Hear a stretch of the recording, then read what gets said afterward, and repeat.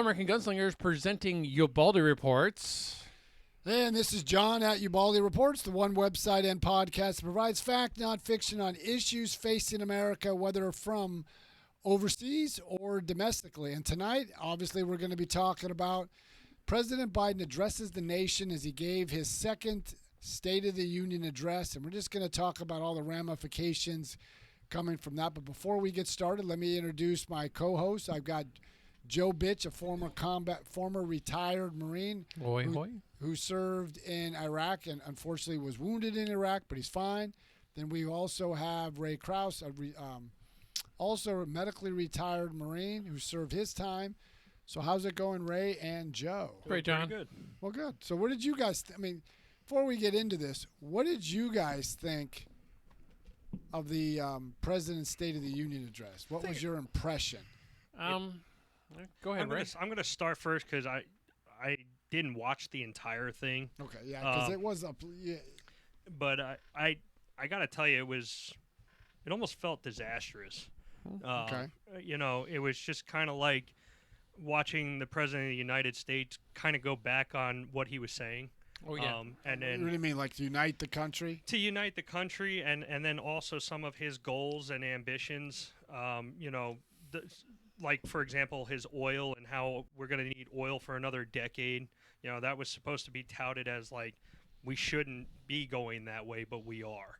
And the Okay. Republicans laughed at that. And, Okay. at that point, I see that as kind of like, you're pushing too hard for something that's just not there. All right, now, Joe, what was your impression on it? Well, I mean, a lot of the things I do appreciate the Republicans kind of calling him out on some of the things that weren't so true.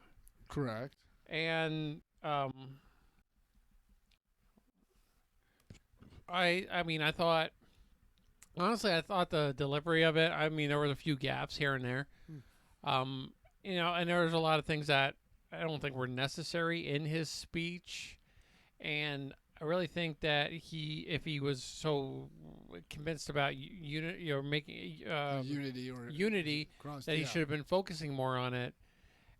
But it just seemed to be like Republicans are doing this, and this is what I'm trying to do, kind of thing. Well, like the that. one thing that I saw when he first started the speech, I thought it was a good moment for Joe Biden when he was conciliatory first he recognized Kevin McCarthy as the new Speaker of the House. He recognized Mitch McConnell for his long-time service as, he used to be the Senate Majority Leader. Now he's the Senate Minority Leader.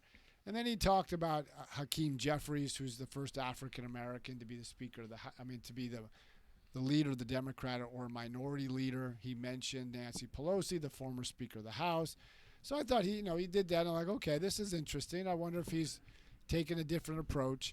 But then he went into his partisanship. Now, the one segment that didn't hit the media, and I was thinking about this as I was watching and listening to his speech. At the beginning of his speech, he talked about he wants to bring manufacturing jobs back from overseas. Mm-hmm. And we got to build back America. We got to create these jobs here. But as I was thinking about this, I was like, well, wait a minute. You've been in the Senate since 1973. Then you spent 8 years as vice president to Barack Obama. You presided over everything that shipped those jobs over to China. Because when Nixon opened up China in 1972, you were elected to the Senate in 72 and started serving in 1973. So you were part of every aspect of opening up China, giving them most favored nation status under Clinton. You were there with Obama. So now we want to believe you that you're trying to bring these jobs over when you spent your entire career shipping these jobs back over to China and other parts of the world. So, well, I did find it was funny. I agree with Ray about the whole, we're going to need gas we're going to need some oil for 10 more years, and there are, there are things that I think he could have saved a little bit more face had he gone back on them a while ago or during the beginning of his administration, not even to put us in that spot. Well, the thing about, but it's interesting. I hear this argument, and he said it last night that the oil companies are making record profits. And yes, they are. The oil companies are making record profits. But if you, in the same breath, you said we need you to produce oil for the next 10 years because in 2035 we want to be all electric. Well, that doesn't make sense from a business standpoint. What oil executive is going to go to their company, and especially their shareholders, and say, we need to invest $1 billion to refurbish or build new refineries, which take about 3 to 5 years.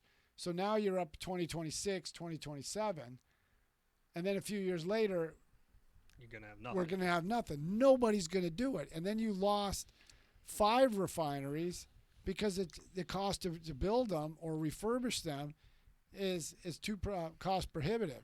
So that makes no sense. So you're demonizing the group that you want them to help you. Mm-hmm. It's just like he demonized the wealthy when you said the wealthy aren't paying their fair share, when it's proven that the top 10% pay almost 80% of all the taxes in the country, and the bottom half pay only 2%. What did Biden mean when he said sunset on Social Security and Medicare? I think what he meant, it would phase out over a certain period of time. So that's like when you take what he was referring to. Republicans want to sunset a lot of Do we? a lot of law with Social Security. No, No, I mean I just like in general, because he's like, I got the paper, or hey, call up my secretary, she'll give you the paperwork or something like that.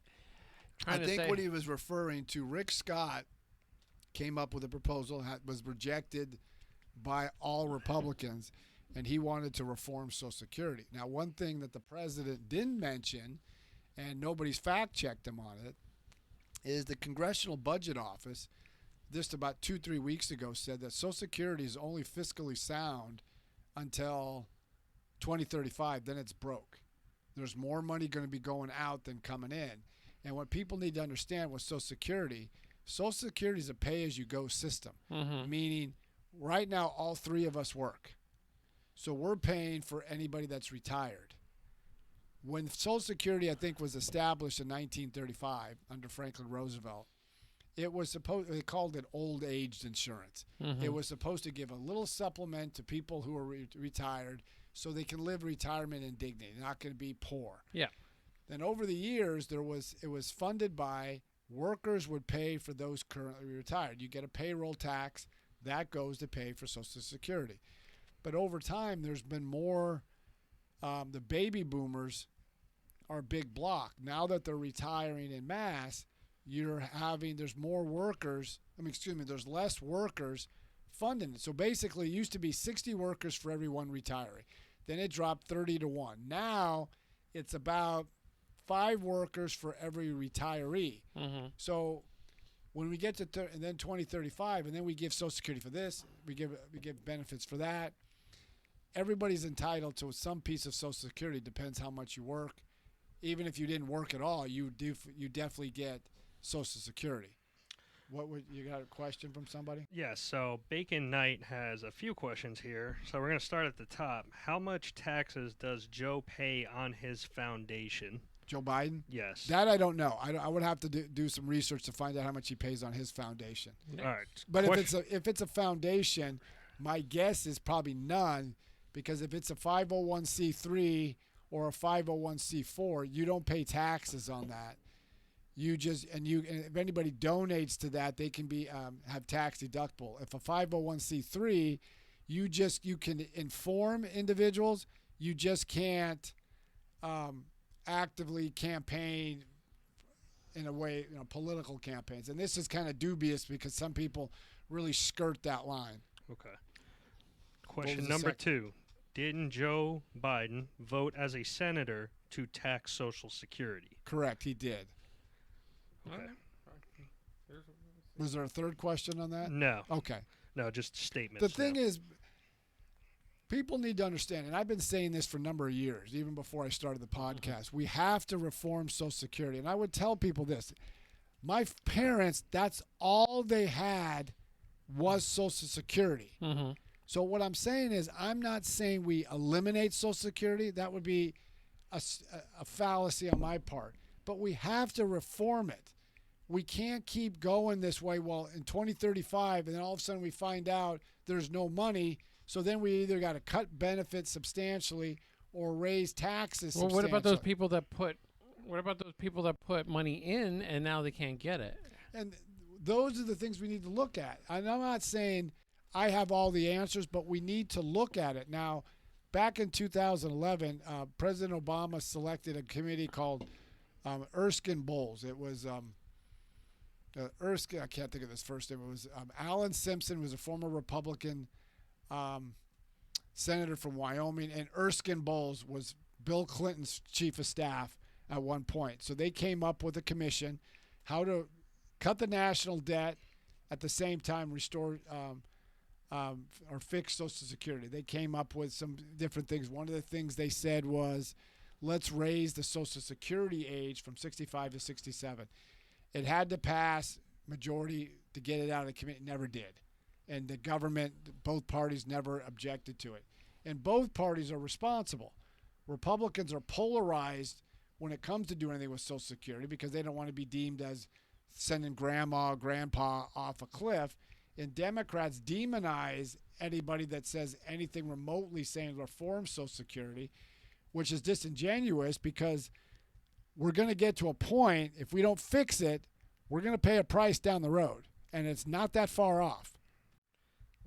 So Paulie MCD said, please explain reform it.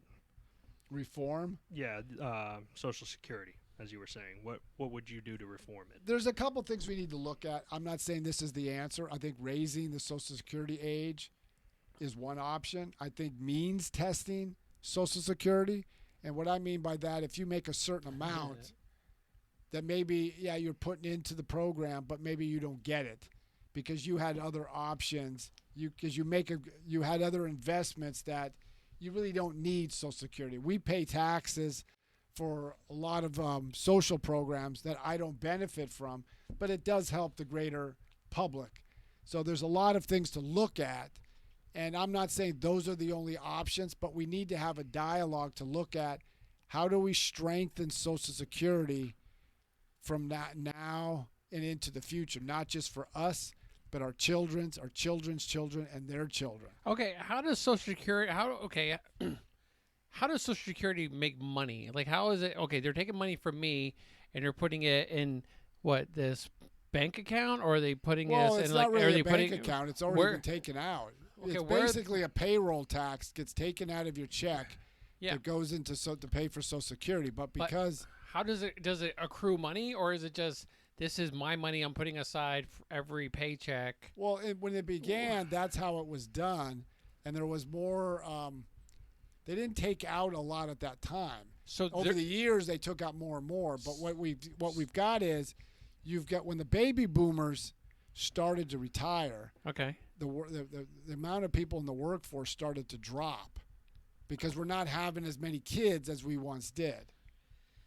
I want to get to the bottom of Social Security. So is it just going into like? There's supposed to be like everyone Is it accruing money? Okay, No, is it's it not. like a bank account? It just goes out and it pays the benefits for those who are currently retired. So I'm giving money to the government. Okay, hold on. I'm giving money to the government, and they're not even putting it in like an investment account, No, or they're because not. Why not? Because Why? they can't. The Says money that- who? okay, hold on. You gotta. I'm sorry. I'm not getting frustrated with you. No. But you got to understand this. The payroll tax pays for those who are on Social Security now. Yeah. Because we're working to pay for those who are on Social okay. Security now. So my kid is actually going to be paying my Social Security. Okay, but the problem right? is that when kind when we had 60 workers for every retiree, it was fine. Then the number of workers paying into the system starts to drop, but the amount of people going into Social Security starts to go up. And we given out to everybody. Even if let's say you're a homemaker, you get qualified for Social Security. My parents had a friend who was born in Denmark. He came to America, was able to work here, a green card type thing. Mm-hmm. Never became an American citizen. He's eligible for Social Security. So here's just a concept. It's just an idea. This is like not true, or this is not right, or this is just my idea. Okay, so let's just say I put okay, let's just say me personally, if I put like 1.2 million into an investment account, okay, and I let that kind of like sit for a little bit, all of a sudden I can get a dividend, meaning money getting kicked back to me of say $60,000. Now there has to be over billions of dollars a week or Yeah. even like monthly that they could put this in an investment account that's making less than 10% and then kick those dividends in and just Now and there's just dole them out. Why now, the hell okay, are they not okay, doing now that? here's No, another because we thing. have money to send to Okay, Ukraine. Oh, God. Okay, hold on. I'm Forget. getting pissed. I'm getting so pissed. Let's stop on the Ukraine thing for Okay. now. Okay, but that is one of the options that people need to look at. Now, it's going to have to be grandfathered in because you can't take someone who's close to Social Security and, okay, this is what you get. So maybe what they do, instead of it going to the government, you lock them into like 10 different plans. Mm-hmm. Let's say this plan gets 5%, this plan gets 5.5, so you can move it around. So any money that comes from the payroll tax goes into whatever plan you want.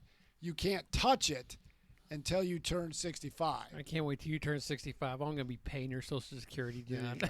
But I mean, Take these this are- from me. Okay, but going back to the original point of this podcast, this has been disingenuous of Joe Biden because he's making this assumption Republicans want to kill it when he is and his party doesn't want to do any reform. Now, considering Joe Biden already has a pension from being a senator, a pension from being a vice president, and he'll get a pension when he's the president.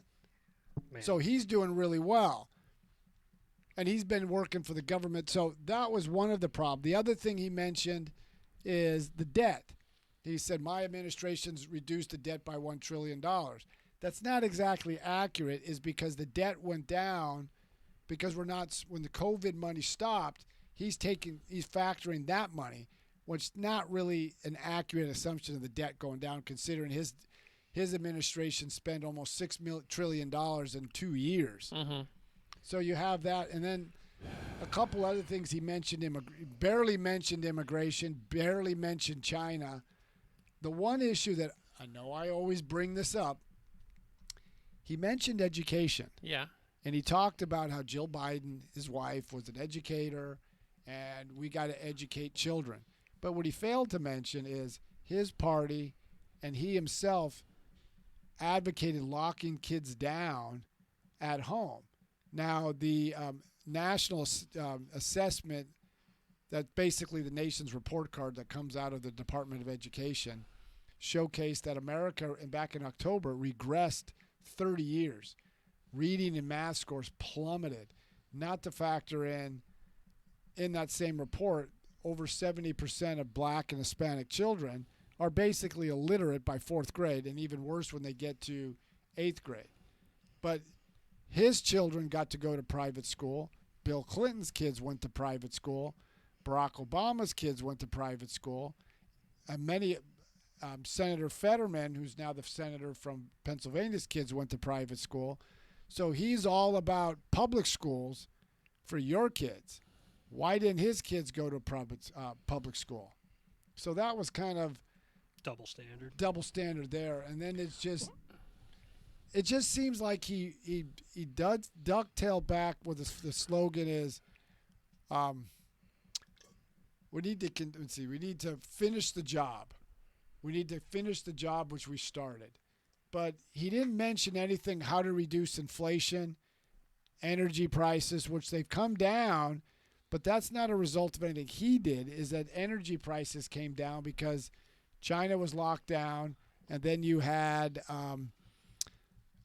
Americans curtailed their driving habits. And there's economists now that have been coming out in recent weeks saying inflation's going to go back up, and energy prices are going to go back up to when they average $4 a gallon across the country, and in some states like California, it could go up in $6 and $7 a gallon. So where are we going to be at in June, July? I mean, April, May, June when we get back to peak driving season again? So, John, how did you feel about what he said about immigration? He didn't mention it. He just said, we got to have comprehensive immigration reform. We got to have the dreamers have a pathway to citizenship. These are individuals whose families came over illegally. as they were children. They know nothing of their host country, but it didn't solve the problem. And he goes, if anything, you need to support me so we can give the resources to the border. But it's like your policies encouraged all these people. And then you have the Democrats in their sanctuary cities and states encouraging illegals. Because when they come across the border, there's a hospital in Yuma spent over $20 million in 6 months. And they don't know how they're going to pay for a lot of stuff because legal comes in.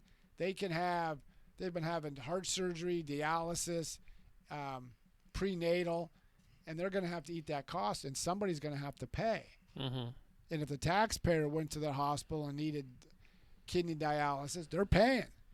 And they're going to come reach out. But he didn't mention that. Isn't there a hospital, I think, in Arizona? That's the one I was telling you about, Yeah. talking about in Yuma. But then he mentioned fentanyl, but he didn't do anything about China. China was the originator of fentanyl, goes into Mexico to the cartels, and into the country they go. Mm-hmm. So, but he still doubled down on, we need to spend on this, we need to spend on this, we need to spend on that. So he's basically advocating bigger government, more spending, and even Larry Summers, who was the Treasury Secretary for Bill Clinton and senior economic advisor to Barack Obama. You had Steve Ratner, who was the senior economic advisor as well to Barack Obama, said, no, Joe, this is all on you. You overspent the federal government. This is what's causing inflation. He didn't mention food prices. I mean, you've got family. You've got a fiance. Go to the grocery store. Look at egg prices. Hey, but 12 million jobs, John.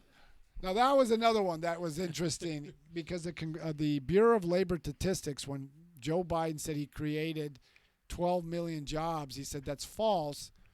He created only 2 million, and that was because these are the jobs that came back that were lost during the pandemic. Did he add a 1 somewhere where he wasn't supposed to? It A couple just- of extra zeros. I mean, that was I 10 guess. that was 10 million jobs more than what the Bureau of Labor Statistics came out with. I can only imagine, like, the Board of Labor Statistics are just like, they're watching him and they're going, I don't know at this point. where are they getting that information from?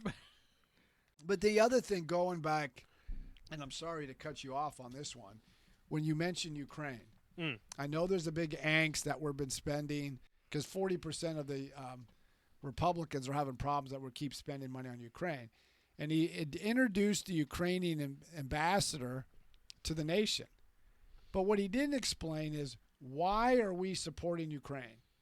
Why do we need – this was an ample opportunity to explain the reason we got to do this is because of this, this, and this. If we don't do this, this is going to be a problem here, here, and here. And then he didn't say that if we don't help Ukraine, China's watching this because they could go into Taiwan and this would cause X, Y, Z. But he never explained it because it goes back to what Theodore Roosevelt always said, the president is the bully pulpit. He had a nationally televised and sometimes international audience. He could have said why we need to support Ukraine. And then he talks about our allies are doing a lot. Our allies aren't doing as much as they should. There was a fight between Germany and Britain and France of sending equipment to Ukraine. What would get them to start doing something? When the president holds them accountable. Remember the flack that President Trump got when he told it. I mean, Trump is bombastic and he was just very crass how he does things. But he basically told the Europeans, you're hemorrhaging your future to Russia. You're getting Russian energy, and they're going to hold you hostage. And by you not spending on your military, you're going to pay a price. Now we're seeing it.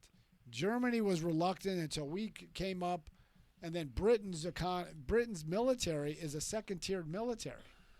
So they're starting to do a little bit more, but they should be doing more than we are because that's in their neighborhood. Right. But we list here how many problems we have here Correct. where we live. So then why do we have a responsibility of sending hundreds of billions of dollars when we're all talking here about, oh, my God, Social Security is going to run out in 2035. We're trying to figure out our electric versus oil. But yet we have time to say, you know what?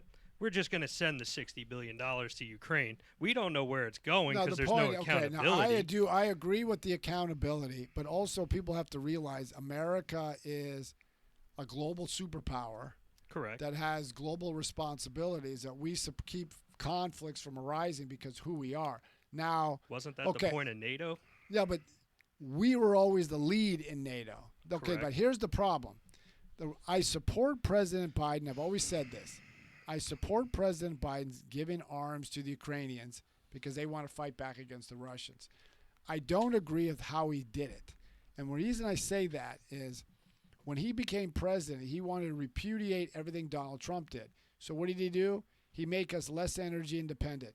He gave Russia the Nord Stream 2 pipeline that sent energy into Western Europe. When Russia hacked into our energy sector, he said, don't hack into these areas. So he was very weak on Russia. So when Russia was massing troops, that was the time to massively send arms into Ukraine with trainers. Mm-hmm. And then you tell Putin, you go into Ukraine, go at your peril because our job is to kill as many Russians as possible. Then he saw the debacle in Afghanistan where we threw our allies under the bus. A leader knows how to prevent war. It's just like the old Chinese general Sun Tzu in the Art of Warfare. Art of War, when he said how to fight without actually fighting. We never know. This is hindsight's 2020. Right. But maybe if he was much tougher, and as much people bemoan Donald Trump, you notice how Russia went into Georgia in 2008 under George Bush. Russia went into Crimea under Barack Obama. But Russia didn't move and China didn't move under Donald Trump because he was unpredictable. And when he did act, he acted decisively. Like the case in point when he killed al-Baghdadi. He told the Chinese president at a state dinner in the Chinese president's honor, he leaned over to him and said, oh, by the way, President Xi, I'm just launching missile strikes into Syria or Iraq, wherever Baghdadi was, and killed Baghdadi. Right at a state, that's unheard of to do that. But he just said, hey, as you're enjoying that dinner, we're launching missile strikes, so I hope you enjoy your drink. Have a good night. That was a nice flex. Okay, so by doing that, it set the tone that you don't mess with this guy because he was unpredictable. When somebody's unpredictable, you're kind of reluctant to act. So that's where I go back. If we have to, that's why I'm trying to put a book together, how to reshape American foreign policy. So we're not spending billions of dollars in arms when we could have done other things to prevent that conflict. Yeah. And there's other tools in our shed, like we're arming the Ukrainians. Now, let's say if the figures are accurate, Russia's lost 100,000 troops.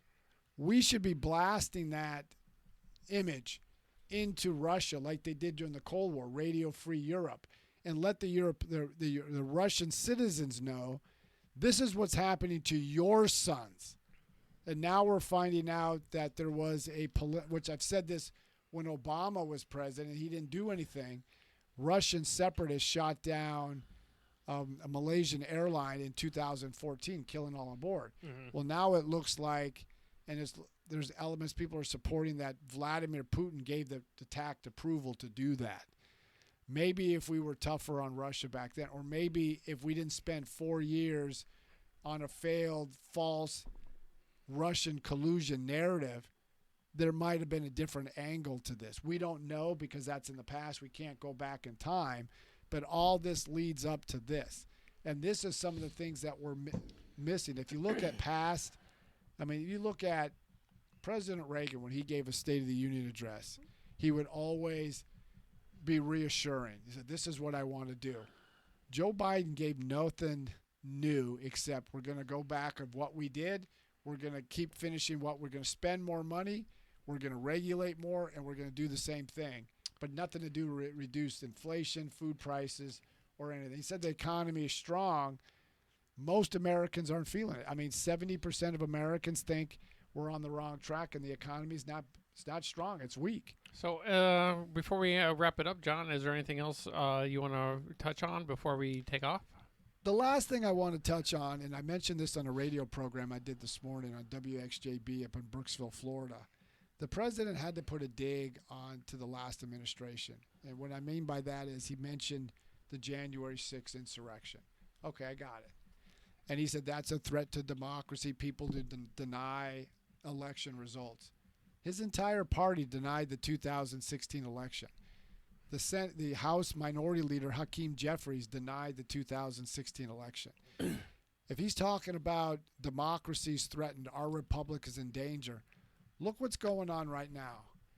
Elon Musk, when he took over Twitter, started releasing files that showed, documented proof that showed the FBI had 80 agents assigned to Twitter to suppress free speech. You had the intelligence agencies involved in social media. Hold on. Hang on.